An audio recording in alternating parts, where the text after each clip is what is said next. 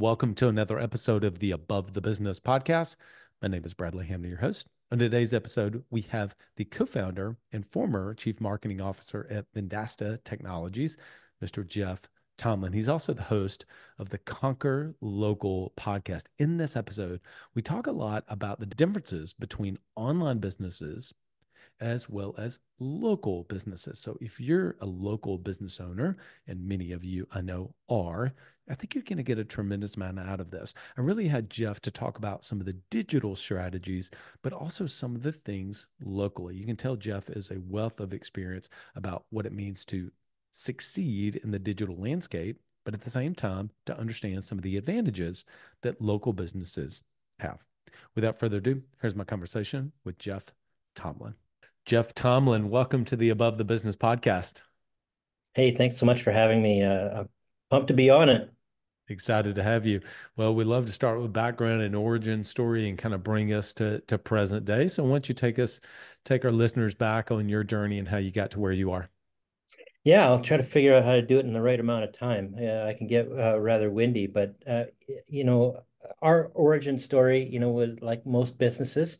Almost every business didn't follow a straight line. There was myself and a number of colleagues who were working in a company, and we decided that we wanted to do something on a bigger scale than what we were doing there. We wanted to do something that could have potentially a global impact. We had big ambitions, and and so we put together a plan to step out and start something on our own. And it required a couple of things. Number one, it required a bit of a vision of directionally where we wanted to go and what we wanted to build. And then number two, we had to be able to eat. And so when we started our company, there were seven of us at the time, and we needed to put a team together as well. And so needed financing was important. And just by stroke of luck, we had a long-standing relationship with a major one of the world's biggest industrial auction companies, and we secured a contract with them to build a proprietary software system.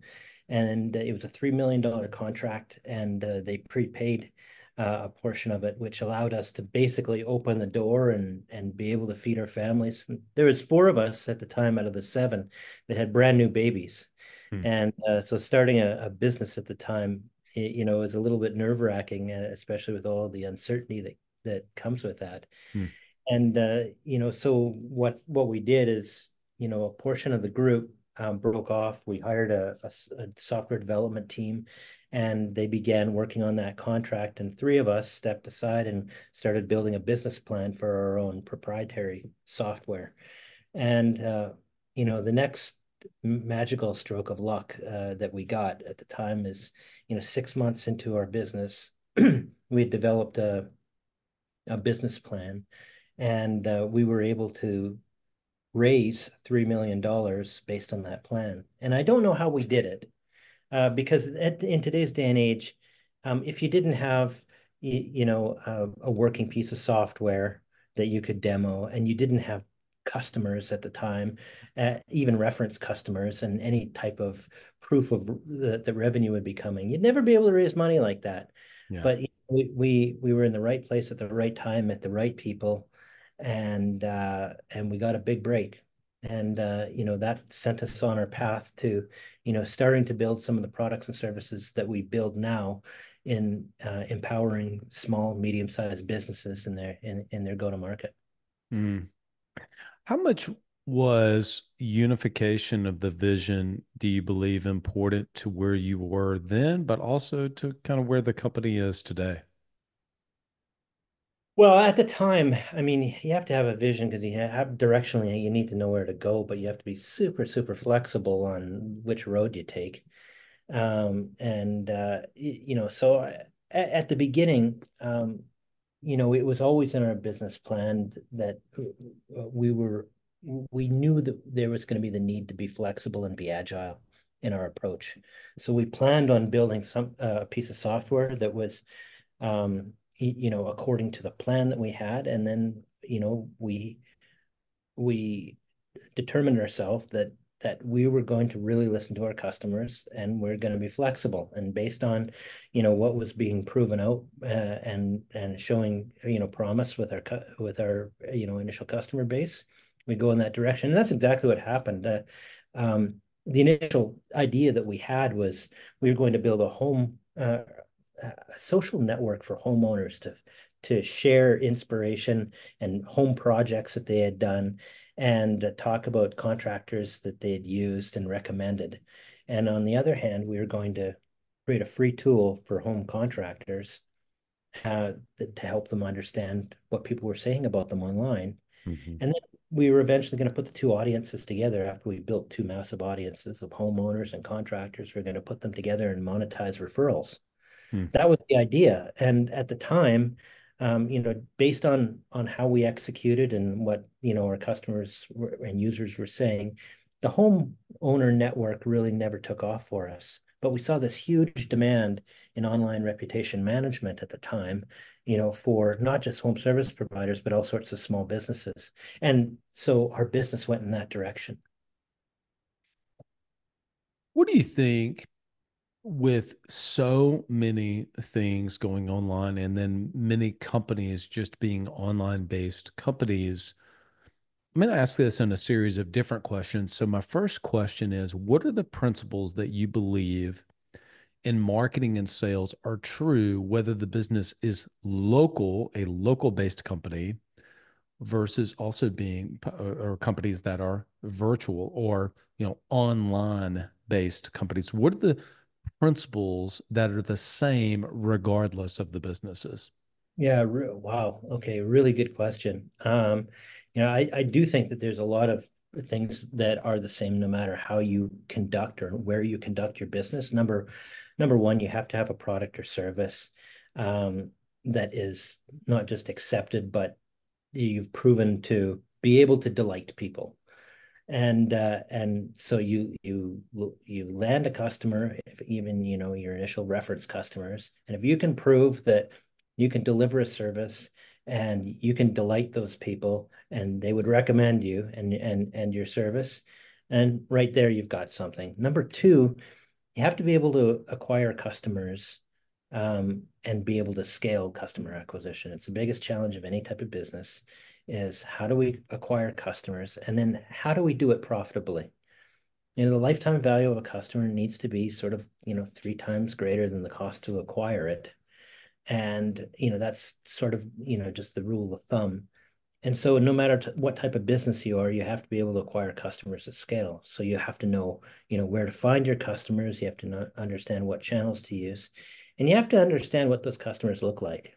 And so no matter what type of business you have to be able to develop an ideal customer profile. This is the type of customer that gets the most value out of my product or service, that I make the happiest, and that they're most likely to come back. And they over the course of have many and measuring many different types of customers, these are the most profitable types of people for us. And so those are some of the principles, that stick no matter what type of business you have or where you operate. And then on top of that, as you get to scale, you have to look for economies of scale, and you have to look to understand how you can scale your operation and grow. And not everyone wants to grow. Yeah. A lot of really successful businesses are lifestyle type businesses, and the first principles stick no matter what size you are. And then but as you grow, you have to figure out how to do that efficiently. All right, for our listeners, he just said a lot of key information in about 3 minutes. You just jammed a bunch of stuff in there that could be almost 30-minute podcast episodes in of themselves, but I think it's great. Number one, one thing I really love that you mentioned is really going again back to who is your ideal client avatar, your ICA, if you want to call it that. I think you called it an ideal client profile. Number two, kind of working backwards, your LTV, your lifetime value, which in and of itself, we need to know kind of what that number is. What is a customer worth to us over the lifetime? And we don't want to spend any more than a third of that number to acquire them. I think that's incredibly important. And then one thing I want to ask a question around. You didn't just say, like, do a good job of servicing them, have a really good product, but you actually used a word that I think is not used very often. I'd love for you to kind of double tap for me for a second on this. Delight. You said, hey, the product doesn't need to just be good, but it actually needs to delight your customers, which in and of itself, I think it's an example of the power of words, Jeff, is that, man, okay, wait a minute. If I'm going to delight my customers, I'm going to actually have to think about this just a little bit more. Can you speak to that? Yeah, like there's all sorts of downstream effects of how happy you make your customers. And and so first off, when you first start your business, and you're testing out your product or service, um, you you have to manage risk. Risk management is the most important thing because you've got a limited amount of resources. And so when you're testing out your product or service, you don't want to set the bar really low, like, hey, I was able to make some money with this. Somebody exchanged some money with me in exchange for this product or for this service, because you want it to be a repeatable thing. You want to be able to bank on that. Mm, Number two, as you scale a business, um, oftentimes you'll find that it becomes, and this is a founder's dilemma, um, that your team that you build around you have to work really, really hard to ensure that they service customers as well as you do, because you're the founder, you're the most passionate. Ideally, you're probably going to be the most passionate about your business. And you have to figure out how to scale that. And so you have to start from a place where, hey, we know this is a high watermark. Number three, um, you're going to undergo competition, and you're going to feel pressures as you're in the market from people that are already existing in the market, or new ones that enter the market, people that want to see your success and want to copy you. And in order to stand out, you have to go on above and beyond. And I'd say number four is that, I was mentioning at the beginning that customer acquisition is the biggest challenge to any type of business. And if you delight your customers, people will talk about you. mm, And word of mouth is the most effective way and the most cost-effective way to acquire customers. And if you're in a type of business where you have to pay for every single customer that you acquire, it's going to be very, very challenging to scale because it gets expensive to acquire those customers. You're always sent, you're paying for advertising or all sorts of different go to market. So it's almost a must, given where customer acquisition costs are trending and how many different channels there are these days. It's almost a must that you have some um, some way to scale through word of mouth. And the best way to start to think about that is, hey, do I have something that delights customers and that they're willing to talk about it? I've done this podcast a long time. I don't think I've had, I think that is so good. I don't, listeners know that I circle my paper like a big key takeaway. And whenever you brought back from delighting the customers, then to referrals, and then how that affects CAC, customer acquisition costs, that's beautiful. I never really made, I mean, I guess intuitively, maybe subconsciously made that connection, but that was really, really well done. I love that. Okay, now here's my question. Then specifically around local businesses, I think a lot of our listeners will really relate to that. What is unique about growing a business for local businesses that is different and unique, contrasting now, because we compared initially, now we're contrasting that to global slash online businesses specifically? Well, I mean, first off, I think online businesses have a lot of advantages when it comes to scaling with technology and through network effects, being able to scale businesses that. But I think that local businesses have built-in network effects that are geographically or geographic in nature. So you've got a population of people that are very close together. It's easy to spread a word, and word does spread. It's often some people call it dark social. It's stuff that you can't really measure, but by the number of times that your phone is ringing and your email is dinging and people are reaching out to you. And so intuitively whether you're measuring it or not, if you're getting a lot of word of mouth advertising and you're getting a lot of referral business because people are reaching out to you and your schedule books up. And so, I the geographic nature of local businesses is one advantage to them, and that not only impacts how word spreads in a local community, but also the cost of spreading that word in terms of, there's a variety of ways of advertising on a local basis that are more cost effective than reaching scale on a global level, especially when you don't have network effects, and especially for companies that are paying for more of their customers than they should be. Hmm. So, those are some big advantages that I find. And then, and I have a special place in my heart for local businesses because they're the ones that build our communities. They're the ones that they sponsor the little league ball teams, and they supply our first jobs, and they supply some 60-70% of all jobs in a local area. Yeah. And so, they're the employers. They're really the businesses that build our communities. And so there's a lot of advantages that go along with a local based business. There's a never ending amount of good ideas for any business.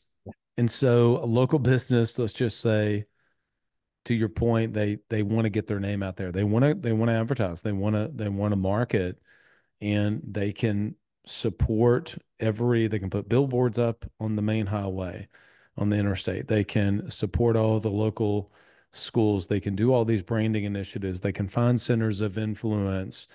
They can advertise on Meta that's hyper targeted locally. They can do display ads. They can do radio spots for the local radio station, sports talk radio station. They can do the local news channel. Look, I don't know how many seconds that was, but I just named probably what, 6 or 7. And if I kept going, we ended up naming about 25. My point is, if it's a small business, Jeff, doing between 500,000 and I don't know, $3 million in top line revenue, at the end of the day, there's just still limited resources, both in money, but then there's also not just money resources, there's time, energy, effort, attention, team capacity to be able to do it. I think that with a lot of businesses, they're challenged to try to figure out what's the right channel. They talk to their buddy they play golf with on Friday afternoons. They say, "What are you doing?" Well, we're doing this. Well, I guess I should do that. And then they ends up becoming a lot of spaghetti in the wall. How do you work with people and maybe walk through a hypothetical about how could someone begin to kind of figure out what is the right places for them to fish to figure out how to be able to acquire customers in a local market? Well, I think that a lot of times you have to rely on some scientific research, and a lot of businesses don't do this in a regular cadence. But I would always do a little market experiment at least once a year to talk to a handful of your customers and your most recent customers to see, number one, how did they find out about you? So that you find out, what are they reading, where are they hanging out, what are they paying attention to, and what are the main reasons that they came to your business, and what was the particular value. Now, sometimes you might say that it's obvious to a typical business of what those things might be, but when you see economic downturns and you see upswings as well, you have to be always measuring what types of things are changing within I'll call it my ideal customer profile. Because when times get tight, those their needs change, their preferences change, their willingness to pay change. And so you have to keep thinking about, hey, how would this impact my messaging, the channels that I'm using, my pricing, and and you'll find out over time that people, the channels, especially today in today's day and age, the channels that people are using and hearing about you will change over time. Hmm. And the value, the things that they say about you will change over time. The willingness to pay will change over time. And some of that depends on the way that you're running the business. Some of it will change in the market dynamics. Right. And so it's something that you have to pay attention to. I don't know if that answered the question exactly of how you wanted me to go about that one, but Actually, I think it does. I think it does. I think what it lends to in my mind, the one thing I'm thinking is that there are times where you just have to continue to do what's working, but then at some point, that thing that's working is not going to work anymore. And so being aware of that and having not just intuition, but actual data that says that thing we did 5 years ago is no longer working. We're going to have to, go to fish in another pond. We're going to have to try another channel because it's just not working anymore because things change. And I actually circled specifically willingness to pay changes, and a lot of that is based on economics. And obviously in the U.S. there's a presidential election, and I was talking to a banker friend of mine, yeah. tangent for a second. And he said, I said, well, how are things going? He goes, man, let me just tell you, I have one phone call and somebody says, hey, presidential election, this is a great time for me to refinance. I'm going to do it. And the banker goes, yeah, that sounds great. And then he said, literally the next phone call, the person says, presidential election, I don't think it's a good time for me to refinance. I'm going to wait. And the banker's like, sounds good, And so it's like whatever they've made in their head of like, that's what that particular thing means, that's what they're just kind of going with it. So I really think that though that people's willingness to pay though can change by some macroeconomic changes and also some even local microeconomic changes. I think that's great. Let me You know, ask but you. but by the way, I'll just add super quick. Sometimes, when you do these little studies of interviewing customers and see what they're saying, sometimes you'll find just subtle things. Like, you might discover a new channel. Oh, a bunch of people are talking on Reddit that are looking for this type of thing, and it turns out to be a great place to find new customers. Or you might find this new channel. Or sometimes you might really discover a way to reimagine your business. And we had an example. I think a lot of businesses went through this during COVID where they had to reimagine themselves. It actually probably greatest example of people reacting to market conditions, and it was either change or die and end up Mm, closing up shop. And I remember one great example of a marketing guy on our team has an uncle that had a comic book store, and he was doing a great, had a great local business, and it was his passion, still is his passion. And we tried to convince him in the past, or my colleague had tried to convince his uncle in the past to take his business online, and he said, I'm too old to learn all that stuff, and I'd rather just close up my doors than learn how to build an e-commerce store. And lo and behold, COVID comes around, and number one, economically, he couldn't afford to close up shop, and number two, he didn't want to depart with his passion, so he was really motivated, and he said, okay, let's do this. And it represented a complete shift in the way, hey, where he was finding his customers and how he was thinking about his business, local versus marketing beyond the local geography and taking it online. And he put his in, we created an e-commerce store for him on his website. He put a whole bunch of his inventory on then, or on that thing, and in a matter of the first 3 months, he'd sold over $100,000 mm. of comics and games and of inventory, and it was a complete reimagination. So moral of that story is sometimes when you go through these shifts, you find out little insights, and other times you can really change the the trajectory of a business that you might not have imagined going in one way. Next to last question, what is one thing that you're seeing right now that seems to be working just in the marketing space with a number of the clients that you're working with? Well, one big thing is AI driven features and chat especially.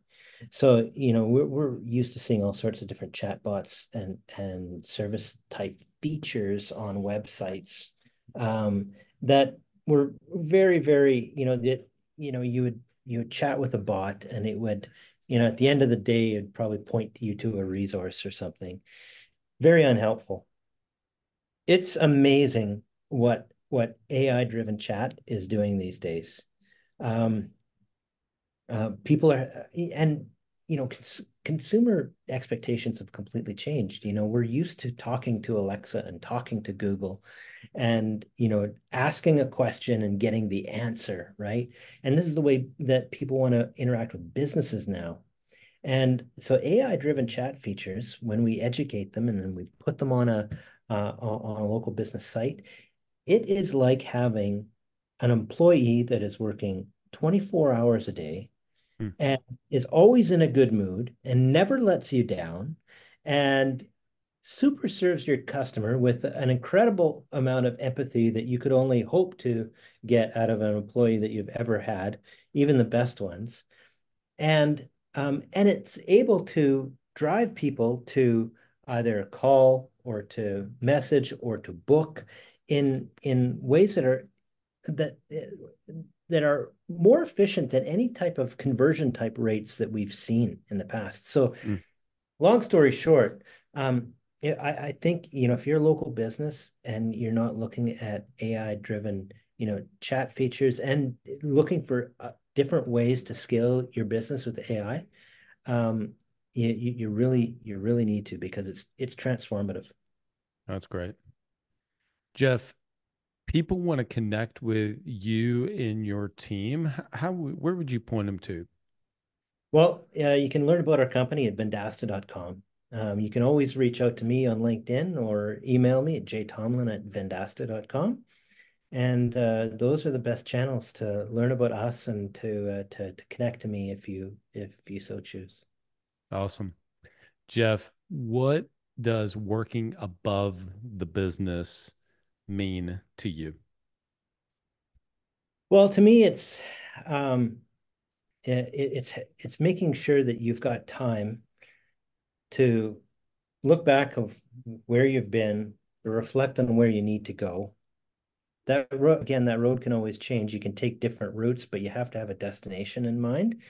And um, and to me, it's having the time to take a look at your business and figure out, hey, what parts of it are really working well that I can continue let going. What are the parts that I need to work on, and I need to improve. I need to make more efficient, and making time for that. In the most simplest of terms, I think that's the essential elements of working above the business to me. I love that. That's great.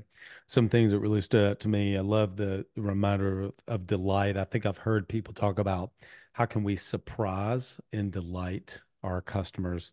Love that. Great reminder on lifetime value, customer acquisition costs, and again, even on ICA, that comments around surprise and delight back into referrals, how that affects your customer acquisition costs. That was a great tie. I love that. And the discussion around kind of where we talked about willingness to pay. And then in addition, the comparing and contrasting of local businesses versus some of the online based businesses. Jeff, you've been a wealth of knowledge. Thank you so much for coming on the podcast. Hey, it's been an absolute pleasure. Thanks for having me. Shout out to our podcast sponsors, Coach P Consulting, Autopilot Recruiting, Today App Pro, and Club Capital. If you want to work with a software, Jeff was talking about software, but if you're an insurance agency owner, you have a software that you want to be able to bring into your tech stack that's going to help you get away from the Excel spreadsheets and away from the Google Sheets and all the other sheets that you have into a unified place to track your bonus, your compensation plans, and have customized word tracks. go to todayapp.pro.com, todayapp.pro.com. I think it is incredibly important to not only get A players on your team, autopilot recruiting can help you with that, but also to be able to develop those team members whenever they come on board, especially if you're an insurance agency owner. If you're a small business owner and you want to be able to build a bench, just in our own program, I had somebody talking about the value of having a bench players ready to go in the event of an opportunity or in the event of some turnover. Well, autopilot recruiting can help you to do that. Autopilotrecruiting.com, autopilotrecruiting.com. Once your team comes on board, developing them into A players is key. We're in college football season at the time of this recording. And obviously, it is so important to recruit 5-star talent, but it's not enough to just get good players. You also have to develop them whenever they come on board. Coach P can help you to do that with your team. CoachPconsulting.com, CoachPconsulting.com. And let Today at Pro, Coach P Consulting, Pilot Recruiting know that you heard about them on the Above the Business podcast.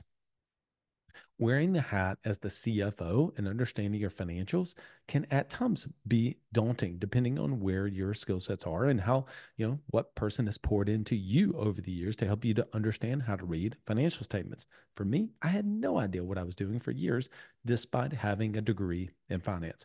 Club Capital can give you the mindset, the tool set, and the skill set to be able to do that. Club.capital. All right, everyone.